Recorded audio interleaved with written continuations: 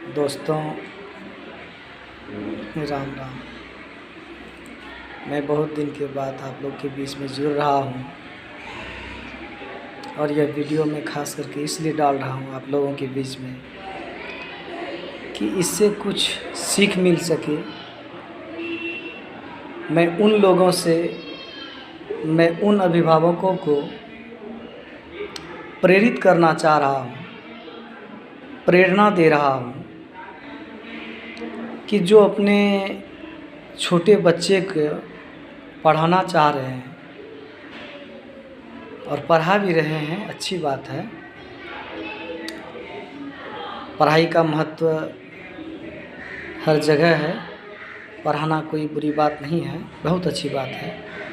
लेकिन कुछ कुछ वीडियो हमें जो नन्हे मुन्ने छोटे छोटे बच्चों से देखने को मिला मोबाइल में, चाहे वो इंस्टाग्राम के माध्यम से हो या फिर जिल्ली के माध्यम से हो या फिर रील्स के माध्यम से हो या टिकटॉक में हो,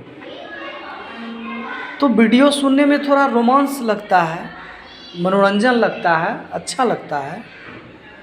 लेकिन मैं एक साइकोलॉजिस्ट हूँ, मैं साइकोलॉजिस्ट तो नहीं कहूँगा, लेकिन साइकोलॉजी का एक सुई के नोक बराबर मुझे जानकारी है। मैं उसे पकड़ सकता हूँ, मैं जान सकता हूँ। तो 2 से 2.5 साल तक के बच्चे को आप हॉस्टल में डाल देते हैं, जो कि खुद अपने से कुछ नहीं कर पा रहे हैं। अपने से कुछ करने का मतलब टॉयलेट हो गया, घर में रहते तो उसको गार्जियन ले जाके कराते हैं। तो वैसे बच्चे को हॉस्टल में डालने के बाद फिर उसकी पठन पाठन वहाँ से शुरू होती है। तो जो बच्चों को घर में खेलने की उम्र है और आप उसको हॉस्टल में डाल देते हैं। घर में अगर आप पढ़ा रहे हैं तो वहाँ माता पिता, भाई बहन, दादा दादी की अपेक्षा वो हॉस्टल से कई गुना ज़्यादा सीख लेते हैं, कई गुना ज़्यादा पढ़ लेते हैं। खेल खेल के माध्यम से, बातचीत के माध्यम से। जैसे कि अब कौवा उड़ रहा है तो छोटे बच्चे जो होते हैं अपने दादा से, दादी से, ये बहन से, ये भाई से, ये माँ से, बाप से पूछते हैं कि दादाजी वो क्या है। तो उसको दादाजी बताते हैं कि वो कौवा है। तो ये एक पढ़ाई है, ये पढ़ाई का सिलसिला चल रहा है, मेरा बच्चा सीख रहा है। इसको कौवा बोलते हैं, इसको मुर्गी बोलते हैं, इसको कबूतर बोलते हैं। लेकिन उसकी अपेक्षा जब बच्चे को हॉस्टल में दे दिया जाता है तो सबसे पहले उनको अपने घर की यादें सताती है, अपने माँ का याद सताता है, अपने बाप का याद सताता है, भाई का याद सताता है, बहन का याद सताता है, अपने दादा दादी का याद आता है। क्योंकि जिस उम्र के बीच में उसको अपने गार्जियन के बीच में रहना चाहिए और वहाँ से कुछ सीखना चाहिए और वहाँ से कुछ सीख के तब अगर विद्यालय में डाला जाए तो बच्चा को कैच करने में दिक्कत नहीं होती है, परेशानी नहीं होती है। वो बच्चा खट खट खट खट नॉलेज पकड़ते चले जाएंगे। अच्छा, इसका मतलब ये होता है, दादाजी बताए थे CROW, क्रो, क्रोम न कौवा। अच्छा, इसका मतलब यही होता है।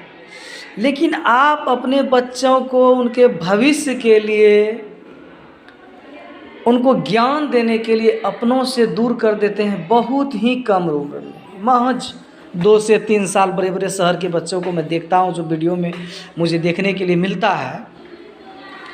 तो ऐसे में क्या होता है कि अपने गार्जियन और अपने घर से दूर होने के बाद बच्चा का हार्ट जो होता है ना, वो हमेशा धक धक धक धक धक धक चलते रहता है। वो सर से डरते हैं, वो मैडम महोदया से डरते हैं। और जैसे ही किसी के हृदय में, किसी के दिल में, किसी के दिमाग में डर, भय ये जन्म जो ले लेता है ना तो वहीं से खेल उसका शुरू होता है। तो वो बच्चे पढ़ नहीं पाते हैं। उसकी मानसिकता जो होती है, छोटा बच्चा का मानसिकता हम मानते हैं काफ़ी तेज़ होता है, काफ़ी चीज़ उसको माइंडलिटी में हटाने की क्षमता होती है, लेकिन वहाँ परिस्थिति देखना होगा, बच्चों की स्थिति देखना होगा, स्थान देखना होगा कि वो किस स्थान पर है, कहाँ है, किस स्थिति में वो विद्या ग्रहण कर रहे हैं। तो ये चीज़ बहुत बड़ा मायने रखता है।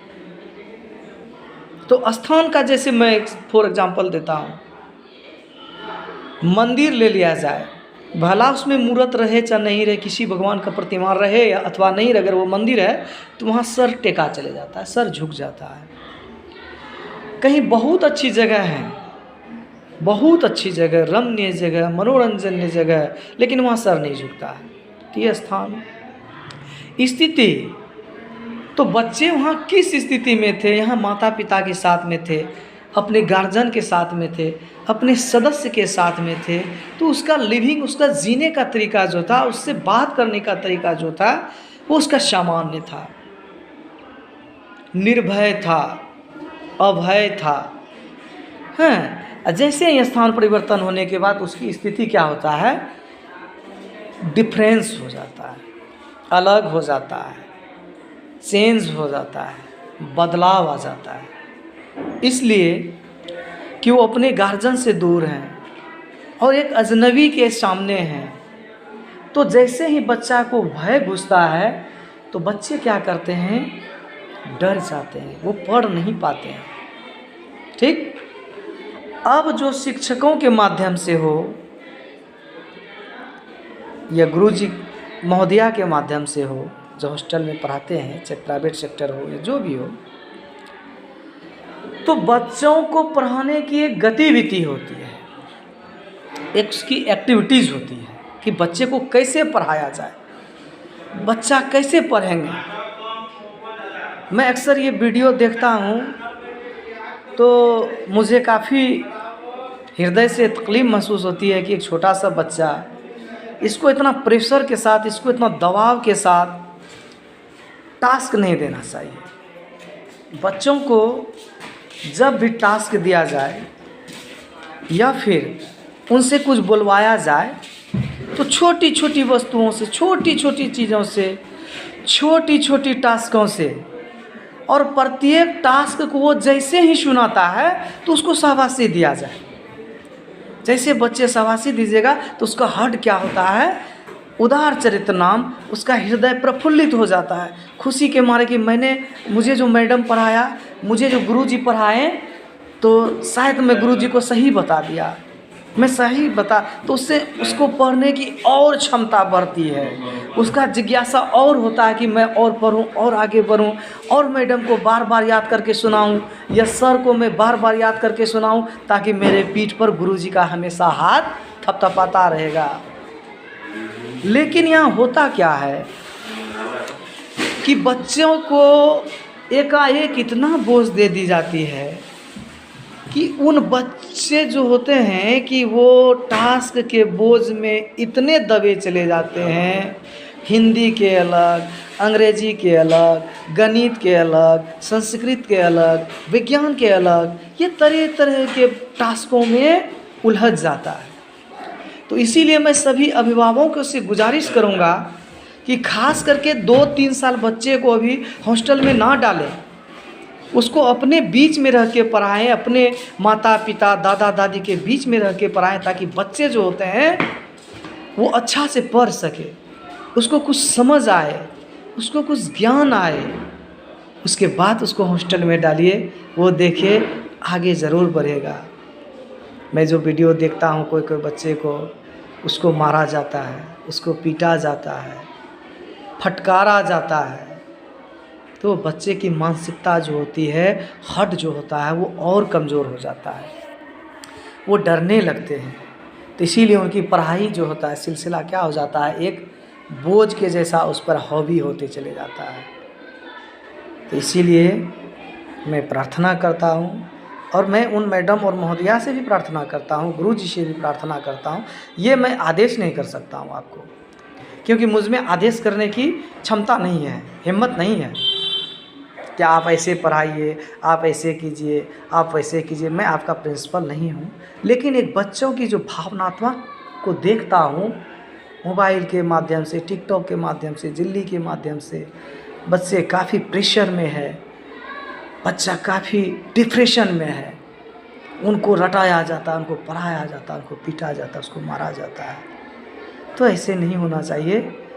गार्जियन अपने छत्र छाया में रह के 2 साल, 4 साल, 5 साल तक होने दीजिए, जब उसको हर चीज़ करने का, टॉयलेट हो गया, बाथरूम, बहुत तरह का काम है जो मुँह हाथ धोना, नहाना, कपड़ा चेंज करना, ये सब अपने से जब कर लेंगे तो आपका बच्चा ज़रूर एक दिन आगे बढ़ेगा, पढ़ेगा, ज्ञान होगा।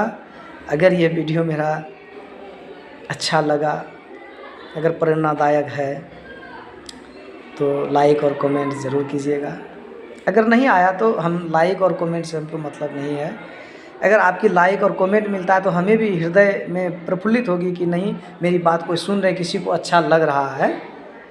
तो इसके लिए हम चाह रहे हैं, और जो भी मुझसे इसमें बोला गया किसी के प्रति, चाहे मैडम के प्रति हो या सर के प्रति हो या गार्जियन के प्रति या अभिभावक के प्रति, तो मैं उससे क्षमा चाहता हूँ हाथ जोड़ के। जय हिंद दोस्तों।